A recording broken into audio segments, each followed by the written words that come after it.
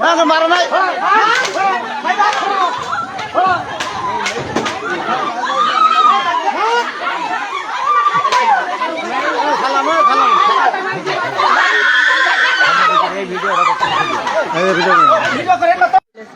ঈদের আগে বিয়েও হবে, সেটা ওর মা বাপ যায়নি, ওর হাতে থেকে ফোন টোন নিয়ে নিয়েছে, নিয়ে ছেলে এখানে আসে, সব আছে পাহারা দেয়, মা আসে চাষি আসে, সবাই নিয়ে এখানে বসে পাহারা দেয়, আমার সাথে যোগাযোগ করবে।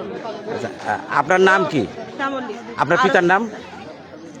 আপনার পিতার নাম কি? আপনার আব্বার নাম কি? মিজান। আপনার বাপের বাড়ি কোন গ্রামে? আপনার বাপের বাড়ি কোন গ্রামে? নর্দাপাড়া। নর্দা শিমুলের আপনি কি অভিযোগ, শিমুল আপনার কি প্রতিশ্রুতি দিয়েছে, ঘটনাটা কি কতদিন থেকে রিলেশন শিমুলের সাথে?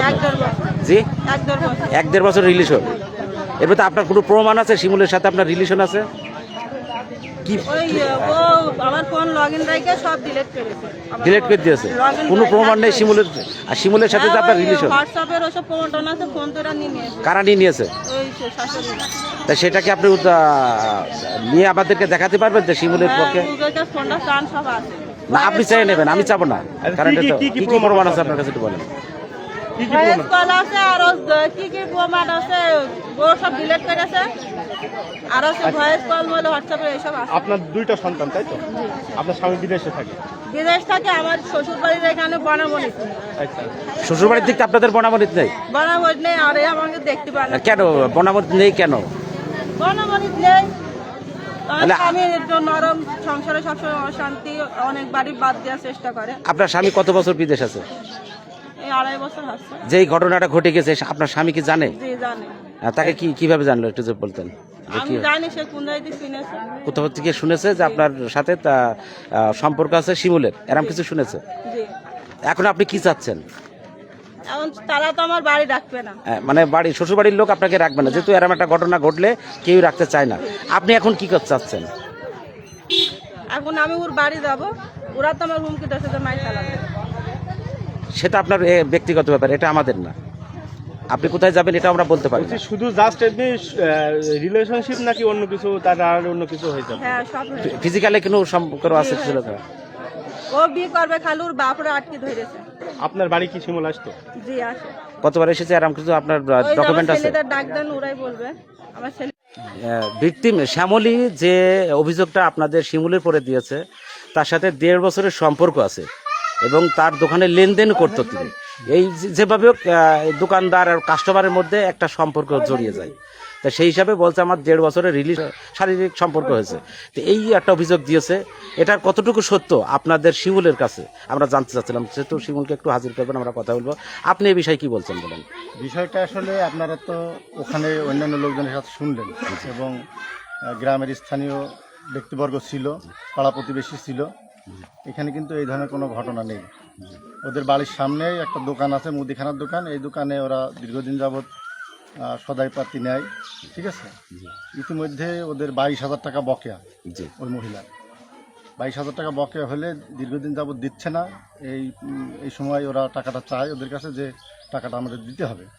তখন ওরা টাকা দেওয়ার ভয়ে বা একটা নতুন করে একটা কাহিনী তৈরি করা, হ্যাঁ, যে আমাদের কাছে টাকা পায় না বা টাকা না দেওয়ার জন্য একটা বাহানা তৈরি করা। তাহলে আপনি বলতে চাচ্ছেন কোনো সম্পর্কই নেই তার সাথে? সম্পর্ক কিভাবে হবে? তার হচ্ছে 2টা বাচ্চা, আর এই ছেলেটা ইয়াং, মানে একটা জিনিস আছে। আমি আপনার কাছে আমি এনার প্রশ্ন করে নিই। তার আমার কাছে এটা মনে হচ্ছে যে উনি যে প্রশ্ন করছে, যে টাকা আপনি বলতে চাচ্ছেন যে তার কাছে লেনদেনের জন্য এখন একটা অভিযোগ দিচ্ছে, কিন্তু অভিযোগ দিচ্ছে তিনি ওই শ্যামলী নামের মহিলা, তিনি বলছে আমার কাছে তার অনেক ডকুমেন্ট ছিল। এই ডকুমেন্টসটা ঈদের আগের দিন তিনি আমার কাছে ফোনটা নিয়ে সব মূল বিষয়টা হচ্ছে, হ্যাঁ, এখন বৈজ্ঞানিক যুগ, তাই না? জি। সে যদি এই ধরনের কোনো অপবাদ, তার সংসারটা কিন্তু ভেঙে গেল আজকে। হ্যাঁ, ভাঙবে তো অবশ্যই। এই ধরনের তার যদি মান সম্মান থাকে, ইজ্জত থাকতো, তাহলে তো সেই জিনিসটাকে মিউচুয়াল করার চেষ্টা করতো বা এই সমাজের লোকদের সাথে কথা বলার চেষ্টা করতো। কিন্তু তার উদ্দেশ্য হচ্ছে খারাপ। জি। ভালো উদ্দেশ্য থাকলে তার স্বামীর সাথে তার একটা বন্ডেজ থাকে। তার স্বামী কিন্তু অলরেডি জানে যে তার বউ খারাপ, এই কারণে সে কিন্তু বলছে যে 2 মিনিটের ভিতরে তুই আমার বাড়ি থেকে বের হয়ে যাবি। ওই মহিলা কিন্তু ব্যাগ ট্যাগ নিয়ে অলরেডি বের হয়ে যাবে।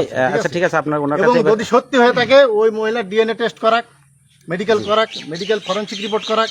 যদি এটা সত্যি হয় তাহলে তখন আমরা আপনারা মেনে নেবেন যে এখন অভিযোগ মুখে তো আর যদি আপনি বলেন বা আমি বলেন এটা মুখের কোনো এভিডেন্স কিন্তু না, আইন কিন্তু ছাড়া আপনার প্রমাণ। আপনার ছেলেই তো হয় শিমুল। আচ্ছা আপনি ছেলে কি হন? দাঁড়ান, আপনার আপনি ছেলে ছেলে কি কি হন? হন? আমার ভাই ছিল। ভাই ছেলে। ভাই ছেলে। আপনার ভাই আপনার নাম ছেলে কি? কিন্তু তার সাথে চ্যাট করেছে, এই প্রমাণটা দিচ্ছে। চ্যাট করার একজনের সাথে আপনার শারীরিক আপনার নামটা কি সম্পর্ক ভাইয়া? বিষয়টা। আপনার নামটা বলেন। আমার নাম মোহাম্মদ পিয়ারুল ইসলাম। আপনার আমি গণ অধিকার ঢাকা মহানগর উত্তরের যুগ্ম সাধারণ সম্পাদক। আচ্ছা পূর্বের আপনার নাম? পরিচয়টা দেন। আমার নাম মোহাম্মদ আব্দুল সালাম, আপনার পিতার নাম? মোহাম্মদ আমিনুল ইসলাম, বাসা? বাসা ফুলবাগাদি। ফুলবাগাত। এবার বলেন আপনি কতটুকু জানেন এই বিষয়, এই ঘটনা? ওই মহিলার পূর্বে 2 থেকে 3টা অঘটনের রিপোর্ট আছে, এটা আমাদের গ্রামের সবাই জানে। ঠিক আছে। ও গাং নিয়ে আছে, ফুলবাজ আছে, এমনকি তার আপন ভাসুরির সাথেও বিভিন্ন অনৈতিক কর্মকাণ্ড করছে। এসব কথাবার্তা তা ছিল, মিটিং আটাং হয়েছিল, ঠিক আচ্ছা, আছে। তবে ওই মহিলা 22,000 টাকা যখন বকেয়া বাকি থাকে হালখাতার পরে টাকা শোধ করেনি, এই জন্য আস্তে আস্তে চাই। এক পর্যায়ে ওর তো মানে রক্তে ভাইরাস, কিন্তু তার তো একটা সমস্যা তৈরি করতে সমস্যা হয় না। কিন্তু এর আগে যে কাহিনীগুলো 2-3 বার করছে, আমি কিন্তু আসমানখালী ফাঁড়ির পুলিশ ক্যাম্প জানাইছিলাম, আইসি সাহেবকে। হ্যাঁ, আমাদের গ্রামের কয়েকজনকে আমি জানাইছিলাম। তো বললো যে ঠিক আছে, এটা ভুল করেছে। ওই ছেলের মোবাইলটা কাহিনী চলে গেল বাড়ির মধ্যে। পরে আমি যে লোকদের সাথে যাচ্ছিলাম তখন আবার দিয়ে দিছিল, বলতে আমি আর কি মারছি, ঠিক আছে। তবে ওনার সাথে যে কথা হয়েছে, আপনার যে মানে প্রমাণের কাগজপত্র দেখাইছে, ওখানে কিন্তু আরো 50-100 লোক ছিল এর আগে। আপনারা তো পরে আসছেন আগে। এই এই ঘটনা ঘটেছে কবে? আপনি এই ঘটনার থেকে শুরু, আজকে যে ঘটনাগুলো আজকে ঘটনা ঘটছে, আমি 11টার পরে আমি 11টার পরে এই ঘটনা শুরু হয়েছে। আমি জানতে পারলাম, তার আগে থেকে হয়তো কম বেশি হচ্ছে। এই ওয়ার্ডের সভাপতি, সেই হিসাবে আপনার কি মনে হয় একটু যদি বলতেন?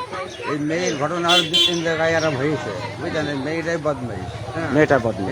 এটা সম্পূর্ণ বানানো। আচ্ছা, শিমুলের বিরুদ্ধে যে অভিযোগ দিচ্ছে এই মেয়েটা, আপনার কি শিমুলের মনে হয়? বিরুদ্ধে যে অভিযোগটা দিয়েছে, শিমুলকে আপনারা যাচাই বাছাই করে দেখেন, তার কোনো বন্ধু বান্ধবী নেই আমার জানার মতো গ্রাম, বুঝলেন। সে না, বন্ধু থাকতেই পারে, বন্ধু অবশ্যই থাকবে, কিন্তু এটা আমরা দোষারোপ করার মতো। কারো সঙ্গে ওটা বোঝাই করে না, এই গ্রামে ভালো ছিল।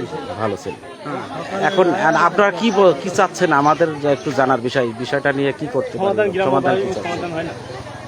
এখন দেখা যাক সন্ধ্যার পরে আমরা যদি জিজ্ঞাসা করে তাহলে পরে আমরা আগে বসে কথা মতো বুঝে জানাবো কি হয় না হয়।